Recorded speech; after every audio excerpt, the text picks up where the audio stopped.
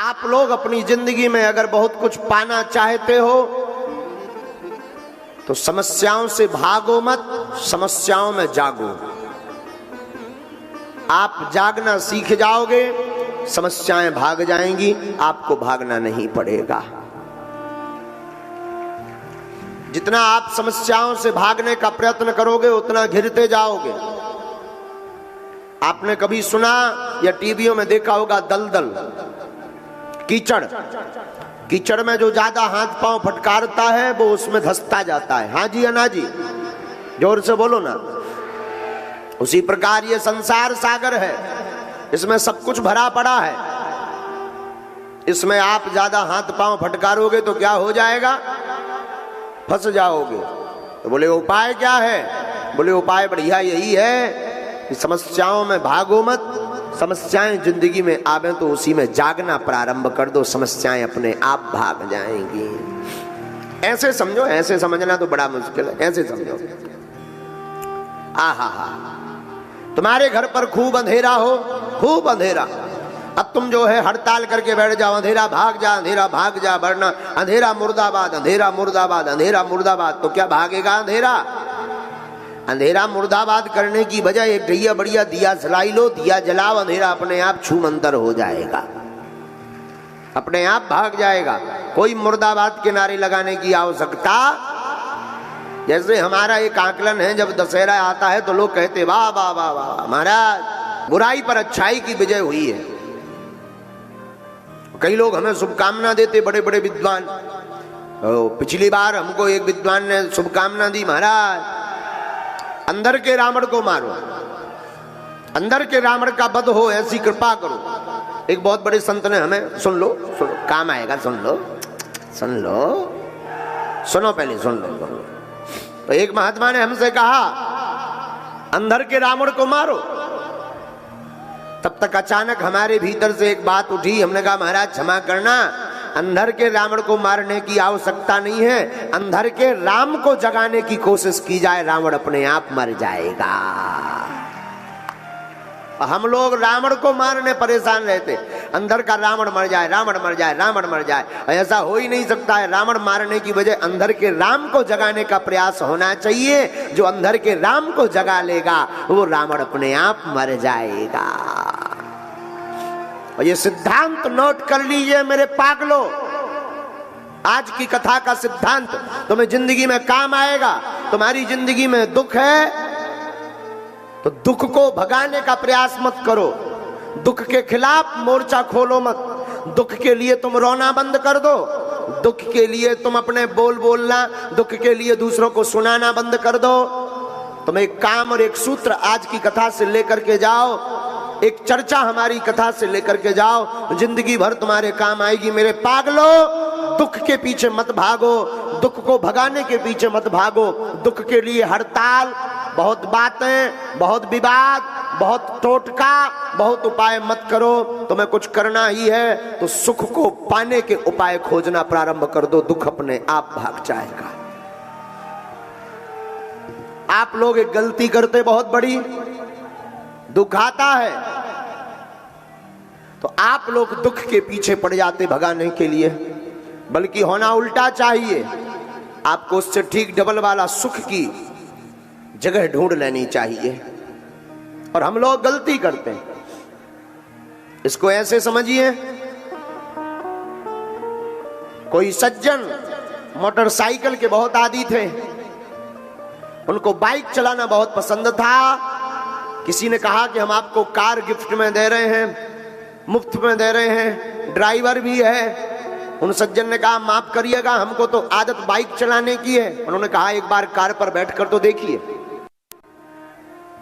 उन सज्जन ने कार पर बैठना प्रारंभ कर दिया, और जहां फोर व्हीलर पर बैठना प्रारंभ किया, कब मोटरसाइकिल की बैठने की आदत छूट गई, कब मोटरसाइकिल पर चलने की आदत छूट गई, उन्हें पता ही नहीं लगा।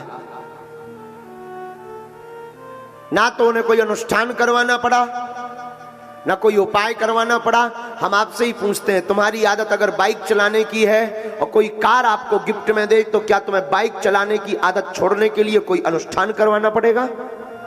जवाब दीजिए, जोर से बोलिए। आपका जवाब होगा नहीं। क्यों? क्योंकि उससे डबल सुख की शुभ सुविधा वाला, अच्छी सुविधा वाली व्यवस्था मिलेगी। तो जो पहले की सुविधा है उसको छोड़ने के लिए कोई प्रयत्न नहीं करना पड़ता।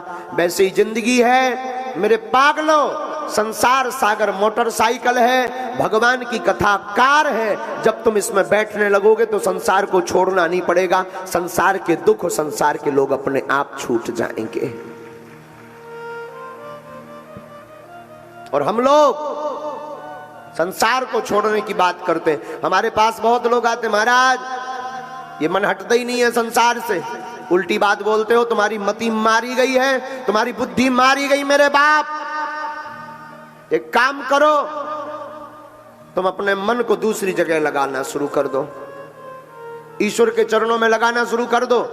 आपका मन को काटना नहीं पड़ेगा, मन में कोई घृणा उत्पन्न नहीं करनी पड़ेगी, संसार अपने आप छूट जाएगा।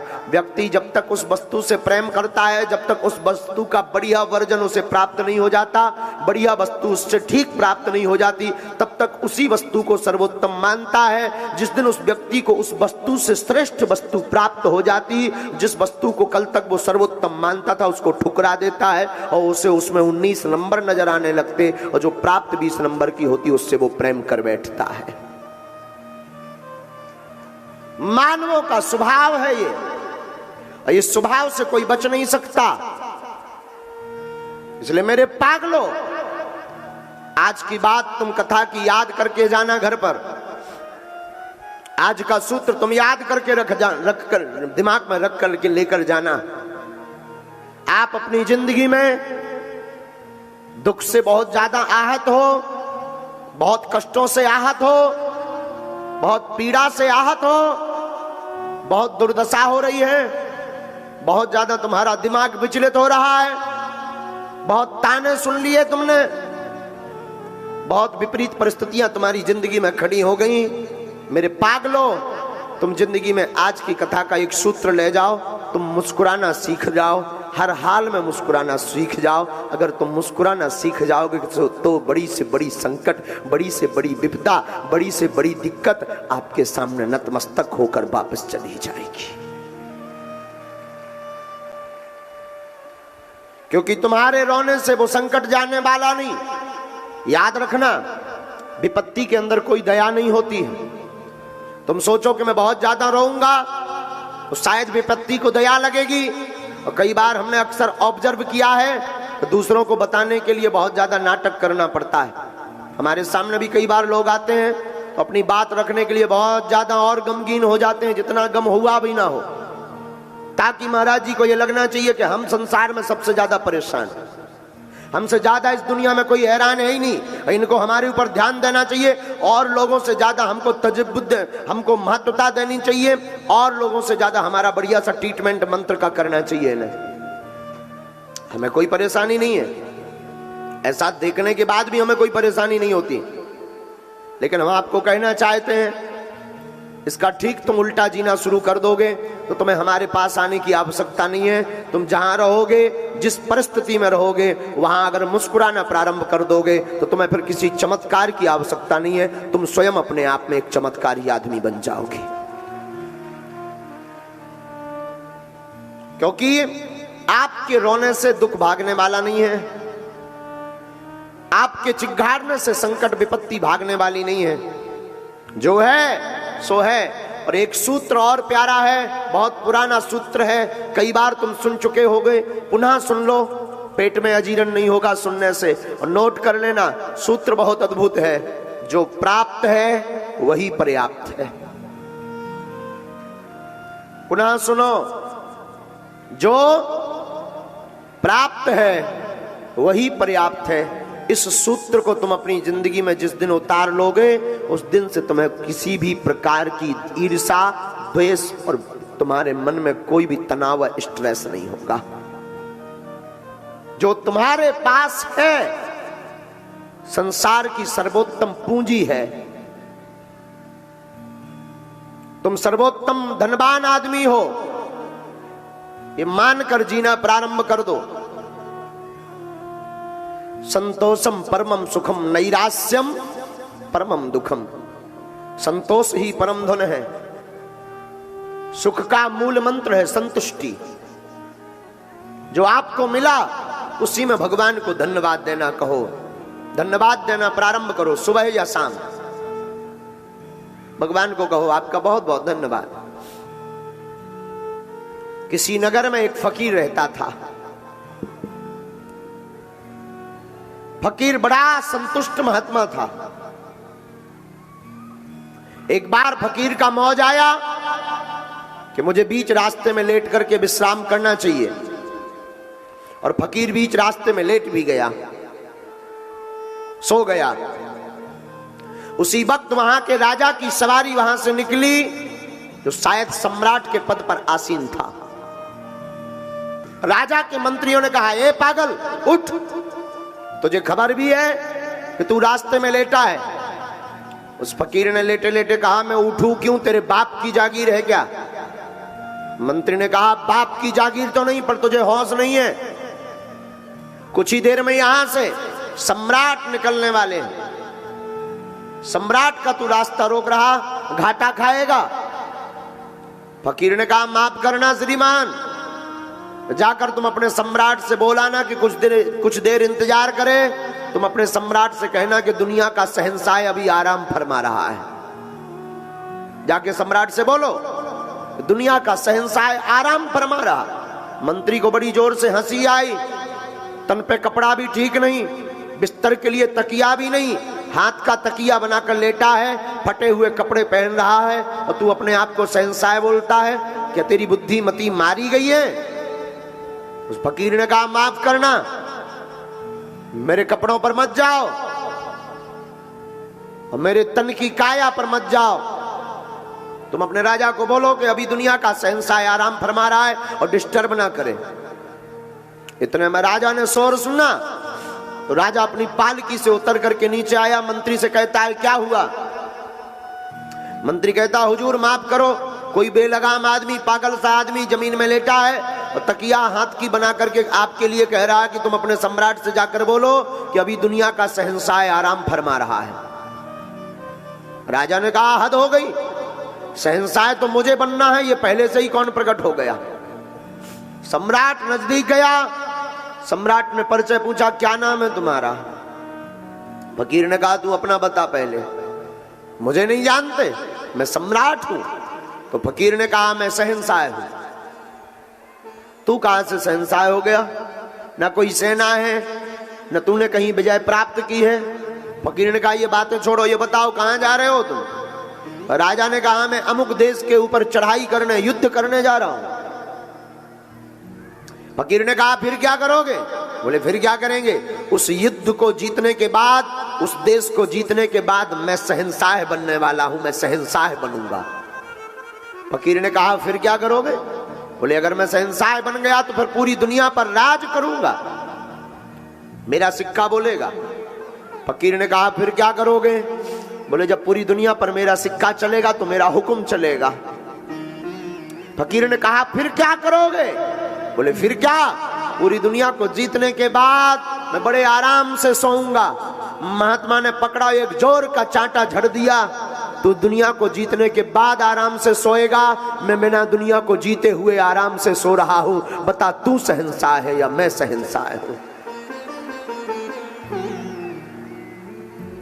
चाह गई चिंता गई, मन मां बेपरवाह है, जिसके अंदर चाह नहीं वही शहंशाह है।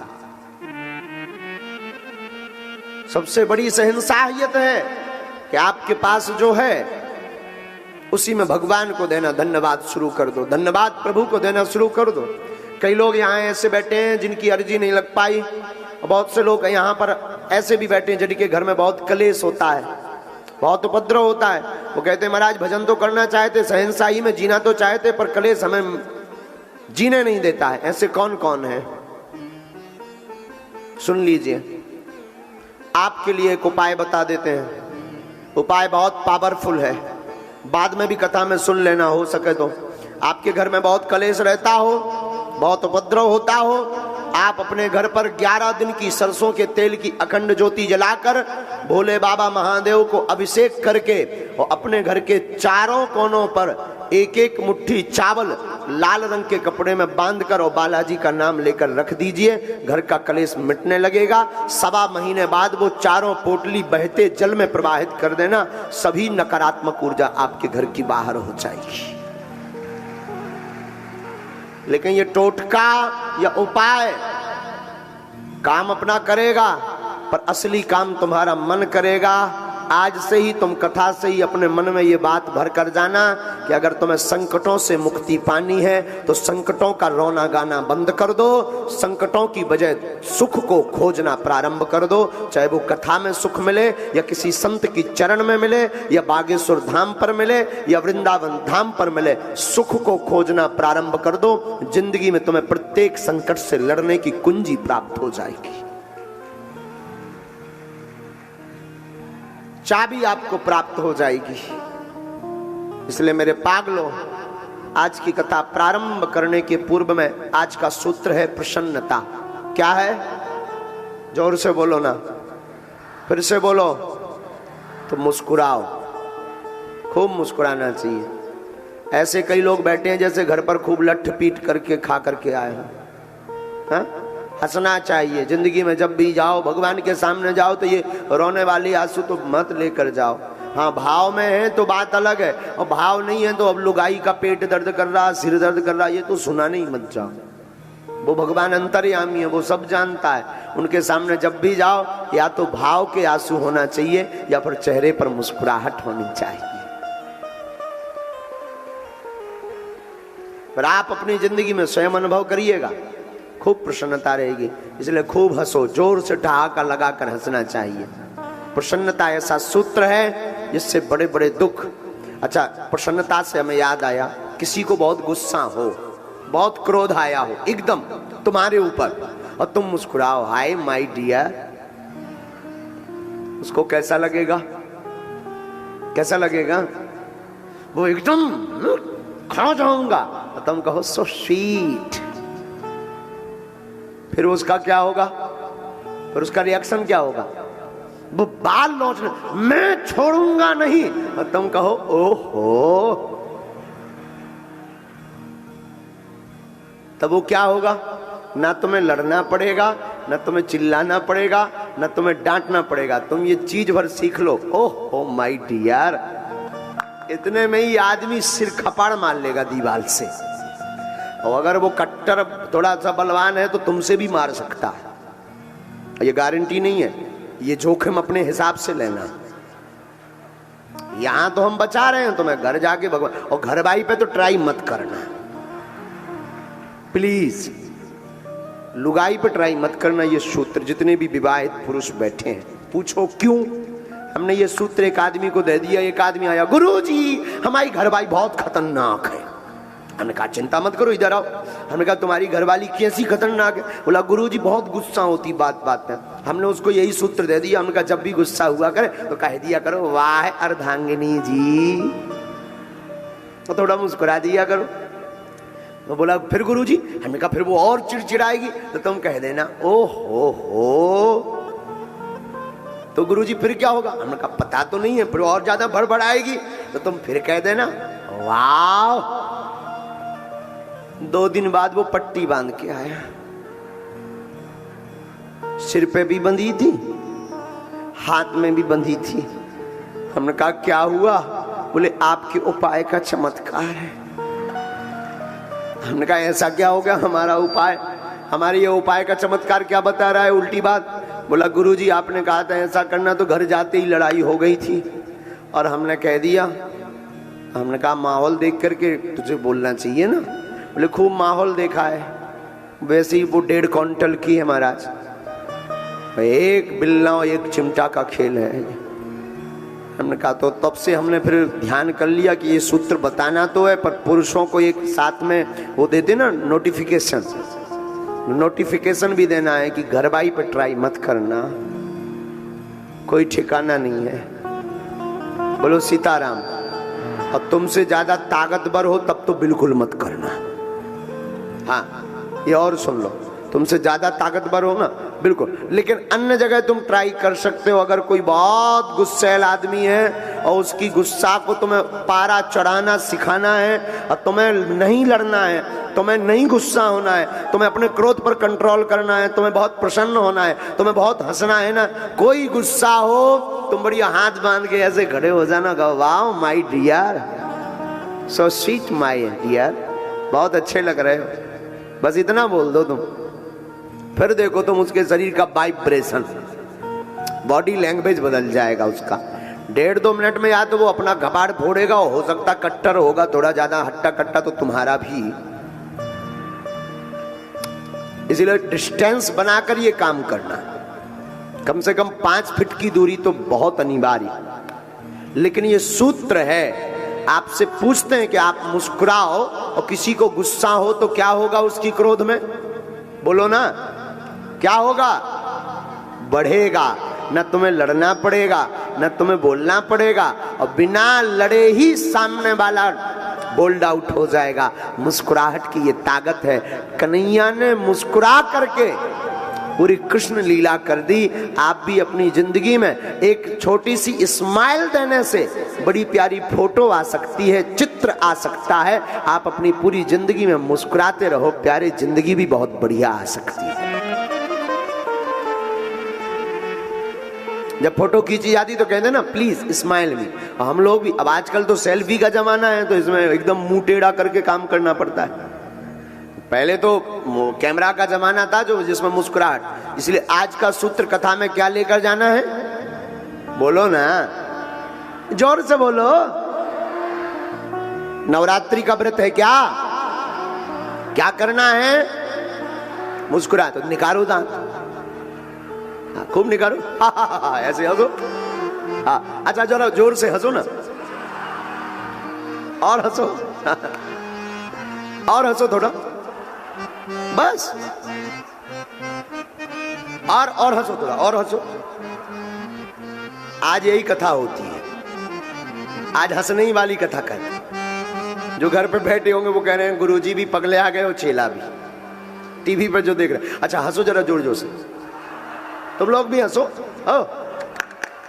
हंसो हंसो हंसो हंसो हंसो, और हंसो। हाँ भाई तुम लोग भी हंसो, तबला वाले हंसो, नहीं तो घर पे लड़ाई होगी, हंसो। अब बताओ, हमने कुछ दिया आपको, कुछ दिया आपको, लेकिन तन मन खिल गया, बोलो ना, तन मन खिल गया ना। ऐसी जिंदगी भर हंसते रहिए, जिंदगी में भी तन मन क्या, पूरी जिंदगी खिल उठेगी आपकी। भगवान मुस्कुराना ही सिखाते हैं। क्या सिखाते हैं? भगवान मुस्कुराना ही सिखाते। संतों से सीखे जाए, हर हाल में खुश रहना। संतों से सीख जाए, हर हाल में खुश रहना। संतों से सीख जाए, हर हाल में खुश रहना। संतों से सीख जाए, हर हाल में खुश रहना। संतों से सीख जाए, महफिल में जुदा रहना। हाँ महफिल में जुदा रहना। संतों से सीख जाए, महफिल में जुदा रहना। संतों से सीख जाए। महात्मा गुरु संत प्रसन्नता सिखाते हैं। भगवान की कथा कृष्ण जी जिन भगवान श्रीमद् भागवत की पावन संहिता में हम आप विराजमान हैं, जिन योगेश्वर भगवान कृष्ण को हम आप श्रवण कर रहे हैं 7 दिन तक, उन भगवान का चरित्र पढ़िए। भगवान के अवतार से लेकर के पूरी लीला तक भगवान सिर्फ और सिर्फ मुस्कुराए हैं। मुस्कुराने के अलावा भगवान ने कुछ नहीं किया है अपने जीवन में। हाँ, भगवान मुस्कुराए। कभी आपको याद आए मेरे पागलों, आपको लगे, ये बात जरूर सुनिएगा, 2-2 बार सुनिएगा। भगवान ने जेल में अवतार लिया, गोकुल में गए, भगवान वहां मुस्कुराए। माखन चोरी की लीला की, भगवान मुस्कुराए। भगवान गोकुल छोड़कर वृंदावन आए, भगवान मुस्कुराए। भगवान ने वृंदावन में अघासुर, बकासुर, वत्सासुर, धेनुकासुर, इन राक्षसों का वध किया। भगवान क्या किए? मुस्कुराए। इंद्र नाराज हो गया, ब्रिज में कोप पड़ गया, भगवान तब भी मुस्कुराए। अपनी उंगली पर गोवर्धन पर्वत धारण किया 7 दिन तक, तब भी भगवान क्या किया? बोलो ना, मुस्कुराए। इसके बाद अक्रूर जी ठाकुर जी को लेने के लिए वृंदावन आए और पूरी गोपियां, ब्रजांगनाएं, गोप ग्वाल, जसोदा, यहां तक कि जो जसोदा मैया है, जसोदा मैया रोई, लेकिन ठाकुर जी क्या किए? बोलो ना, मुस्कुराए। राधा रानी, जिन्होंने कोई अंतर नहीं ठाकुर जी में और राधा रानी में, दोनों में अटूट प्रेम है। 100 वर्ष का वियोग ठाकुर जी का हुआ राधा रानी से। कितने साल का? बोलो ना, 100 साल का। तब भी ठाकुर जी मुस्कुराए। वृंदावन से मथुरा गए, तब भी ठाकुर जी क्या किए? मुस्कुराए। मथुरा जाकर भगवान ने धोबी मामा की सीताराम कर दी, स्वाहा कर दिया, जयकारा कर दिया, उनका वध कर दिया, तब भी ठाकुर जी मुस्कुराए। इसके बाद सुदामा नाम के माली के घर पर गए, तब भी ठाकुर जी मुस्कुराए। उसके बाद ठाकुर जी ने 3 जगह से टेढ़ी कुब्जा पर कृपा की, तब भी ठाकुर जी मुस्कुराए। कंस के रणभूमि में मुष्टिक, चाणूर, सल, तोसल भगवान को ललकारने के लिए आए। उनकी ललकार सुनकर के भी ठाकुर जी उन दोनों से युद्ध भी किया, उनको मारा, फिर भी ठाकुर जी कंस मामा जो सगे मामा जी लग में, उनका वध किया, फिर भी ठाकुर जी गुरुकुलम में पढ़ने गए। सुदामा मित्र मिला, तब भी ठाकुर जी मुस्कुराए। बाद में जरासंध ने 17 बार आक्रमण किया, उन आक्रमणों के बाद भी ठाकुर जी वृंदावन की याद आई, गोपियों की याद आई, फिर भी ठाकुर जी द्वारका के राजा बने, फिर भी ठाकुर जी 16,108 ठाकुर जी ने विवाह किए, तब भी ठाकुर जी 1,61,080 पुत्र, 16,108 बेटियां, 1,61,080 पुत्रों की 10-10 संतानें, टोटल 55 करोड़ जनसंख्या भगवान की हुई, तब भी ठाकुर जी मुस्कुराए। और एक एक करके पूरे परिवार वालों को, अपने पुत्र पौत्र नातियों को अपनी आंखों से मरते देखा, तब भी ठाकुर जी मुस्कुराए। दाऊ भैया ने लीला पूर्ण की, तब भी ठाकुर जी मुस्कुराए। अंत में जब बहेलिया ने बाण मार दिया, ये वही बहेलिया जो पूर्व जन्म में बाली था, बाली का बदला चुकाने के लिए बहेलिया बना, भगवान के तलवों में उसने बाण मार दिया। भगवान समझ गए लीला पूर्ण करने का समय आ गया, तब भी ठाकुर जी मुस्कुराए। आपसे पूछते हैं, क्या इतनी विपरीत परिस्थितियों में कोई व्यक्ति मुस्कुरा सकता है? भगवान यही शिक्षा दे रहे हैं कि जिंदगी में जब तक जीना, मुस्कुरा कर जीना।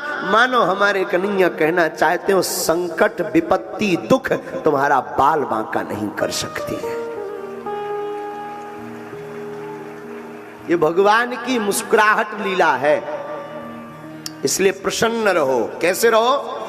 बोलो ना, हर हाल में खुश रहना संतों से सीख जाए, हर हाल में खुश रहना, हर हाल में खुश रहना संतों से सीख जाए। ओ हर हाल में खुश रहना भैया संतों से सीख जाए। महफिल में जुदा रहना, महफिल में जुदा रहना संतों से सीख जाए। महफिल दिल में जुदा रहना संतों से सीख जाए। बाबा कहते सुख दुख में हंसना रोना है काम का ये रोका। सुख दुख में हंसना रोना है काम का ये रोना। संकट आवे और कोई रो पड़े वो आदमी कायर है मेरे पागल। विपत्ति आवे तो और ज्यादा हंसना चाहिए। हमारे दादा गुरुजी का एक सूत्र बहुत प्यारा है, तुम्हारे काम आएगा, नोट कर लेना जिंदगी में। पूज्य दादा गुरुजी जब भी हमें अपने चरणों में बैठाते थे तो एक बात बोलते थे, बोले बिटवा सुना, ओ बेटा सुना। हम कहा जी दादा गुरुजी, जी दादाजी। बेटा यावत जीवेत सुखम जीवेत ऋणम कृत्वा घृतम प्रवेद। जब तक जियो सुखमय जियो, लोन कर्जा लेकर भी घी पीना पड़े तो पीते रहो। हाँ महात्माओं, ये बेफिजूली की टेंशन लेकर मत बैठा करो, मुस्कुराया करो। यावत जीवेत सुखम जीवेत ऋणम कृत्वा घृतम प्रवेद। चिंता तो वो करे, गांठी बंधन वो करे जिनके राम ना होए। गांठी बंधन वो करे जिनके राम ना होए। एक महात्मा जा रहा था, महात्मा बहुत भक्कड़, महात्मा के पास कुछ भी जेब में नहीं रहता था। एक राजा ने घोषणा की, हमें अपनी बेटी का विवाह करना सुयोग्य वर चाहिए, पर ऐसा वर चाहिए जो बिल्कुल भी लालची ना हो, जैसे कल की फिक्र ना हो। किसी ने कहा एक महात्मा है, राजा ने विवाह कर दिया उनके साथ और साधु ने कर भी लिया। ऐसी कन्या तो कोई दिक्कत नहीं, आने दो। और कन्या की शर्त थी, उस कन्या का कहना था मैं उसी पुरुष के साथ विवाह करूंगी जिसे अगले पल की चिंता ना हो। साधु ने कर लिया, लेकिन जैसे ही विवाह किया तो कन्या कहती मैं तलाक लूंगी। साधु ने कहा क्या हुआ? मैं तलाक लूंगी, मैं नहीं रहूंगी। क्या तुम्हें तुम्हारे पिता ने बताया नहीं कि मेरे पास कुछ नहीं है, मैं गरीब हूं? उस साधु ने उस कन्या से कहा, बोले नहीं मुझे पिता ने सब कुछ बताया था, पर पिता ने कहा था मैं ऐसे व्यक्ति से विवाह कर रहा हूं जो बहुत प्रसन्न आदमी है, जैसे बिल्कुल कल की फिक्र नहीं है। बोले फिर तुम वापस क्यों जा रही है? मैं वैसा ही तो हूं। उस कन्या ने कहा ये 2 रोटी क्यों तुमने रख रखी है? तो उस पुरुष ने, उस साधु ने कहा ये 2 रोटी तुम्हारे लिए रख रखी कि अगर शाम को भूख लगे तो खा लेना। उस कन्या ने कहा फिर क्या बात हुई जिसे शाम की चिंता हो? इसकी चिंता राम जी करेंगे, तुम तो भगवान का भजन कर। भगवान भूखा सुलाता है क्या? भगवान भूखा उठाता है क्या? आपने कभी मलुक बाबा का दोहा पढ़िएगा, तुम्हारी जिंदगी में तार खुल जाएंगे दिमाग के। अजगर करे न चाकिरी, पंछी करे न काम, दास मलुका कही गए सबके दाता। अजगर करे न चाकरी। आपने कभी किसी अजगर को सिक्योरिटी गार्ड की नौकरी करते देखा? बोलिए। अब भाई छतारी वालों ने देखा हो तो बजरंगबली जाने, देखा है क्या? अच्छा कभी आपने किसी पंछी को किचन में काम हाउस वाइफ बनते देखा क्या?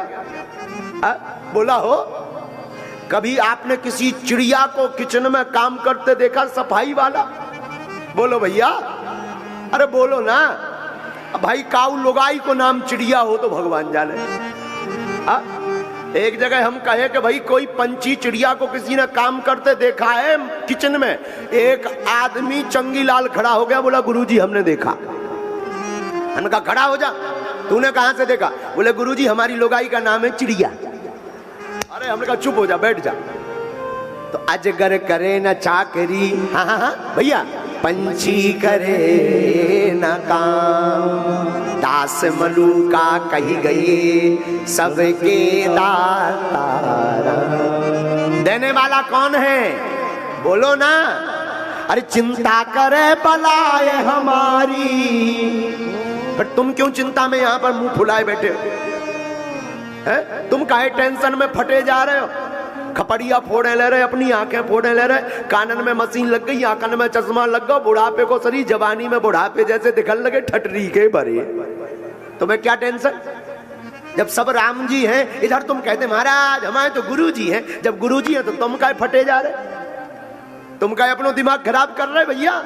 जब तुम्हारे गुरुजी हैं, सबके सिर पर श्री सीताराम है। भगवान भूखा सुलाता नहीं, भगवान तो भूखा उठाता है। तो जब भगवान अजगर को भोजन देता, जब दंत न थे तब दूध दिए, अब दंत भये तो को अन्न भी दे हैं। जब दांत नहीं थे तब माँ के स्तनों में दूध किसने दिया? बोलो ना। राम जी ने। जब दंत न थे तब दूध दिए, अब दंत भये तो को अन्न भी दे। जल में थल में पशु पक्षिन में सबकी सुध लेत सो तेरी भी ले। जान को देते अजान को देते, जहान को देते सो तो को भी दे। और रे मन मूरख सोच करे क्यों, सोच करे कछु हाथ न आई है। अच्छा चिंता किसको है हमारी? अच्छा जिसने बनाया उसको चिंता है कि हम लोगों को? हम लोगों से ज्यादा चिंता तो हमारे प्रभु को है। बोलो ना। अरे चिंता करे बलाए हमारी, ओ चिंता करे बलाए हमारी, इस माया जंजाल की। बलिहारी बलिहारी बोलो, बलिहारी नंदलाल की। हाँ बलिहारी बलिहारी बोलो, बलिहारी नंदलाल। तो आज की कथा से किस किस ने चिंता भगवान के चरणों में छोड़ दी? जरा उठाओ हाँ। है अबे तो हाँ तो डारे घरे जाके फिर टेंशन लोन धरू गुरुजी। अबे तो सबने हाथ खड़े कर दे, गुरुजी बहुत करोड़न की बात कह रहे, लेकिन जैसे ही घरे पहुंच रहे अरे राम राम राम, देखो तो पड़ोसी के चमचमाती भाई फॉर्च्यूनर आ गई। हम मोटरसाइकिल तक ना ले पाए, ठटरी के बरे नक कटा हरो। अभी कुछ और हो, थोड़ी देर में कुछ और हो जाओगे, घाटा खा जाओगे। तुम तो 24 घंटे अरे हर हाल में खुश रहना, संतों से सीखना, हर हाल में खुश रहना। भगवान को चिंता हम आपसे ज्यादा है, इसलिए क्या करो? Please smile. अच्छा हंसो जरा जोर से, फिर और हंसो। हंसो ना, और हंसो, पीछे वाले भी हंसो, हंसो। हाँ हाँ हंसो और हंसो, तुम भी हंसो, हंसो ऐसा मत हंसो, लोगान जैसा बढ़िया हंसो। रावण न बनो। हर हाल में खुश रहना, संतों से सीख जाओ, सुख दुख में हंसना रोना, है काम का ये रोका। सुख दुख में हंसना रोना, है काम का ये रोका। तो तुम लोग क्या करो? दोनों में मुस्कुराना, हाय दोनों में मुस्कुराना, संतों से सीख जाए, हर हाल में बोलो संतों से सीख जाए, हर हाल में खुश रहे। अब हमको यही बात में हंसी आ रही कि हम पगड़ी तो बांध जाए, लेकिन पगड़ी के भीतर जो है खुजाई दे रहे हो। अब बढ़िया बात है। हम कल खुजा रहे थे तो एक जने गाड़ी में हमें मिले, बोले गुरुजी जुआ भाई का। हमने उगे बताओ ठटरी के बड़े जुआ नोई भाई। अब कछु दिन बाद जी बार बाहर निकली, इसलिए खुजली से जो है बड़ी विचित्र बात है। ये संसार इतना विचित्र, जिस दिन तुम आटा गूंथोगे उसी दिन नाक में कुछ लगेगा। हाँ हाँ जब तुम्हारे दोनों हाथ किसी काम में व्यस्त होंगे, आटा गौंथोगे या कुछ भी भिड़ाओगे, तभी तुम्हें नाक में लगेगा जैसे चिटिया हो या बाल।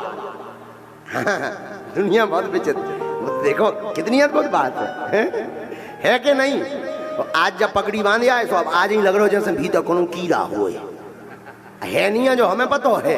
यही से तो हम हंसा रहे कि हर हाल में खुश रहना संतों से सीख जाए, हर हाल में खुश रहे। आज केवल हंसी पे चर्चा चले। हंसो हंसो।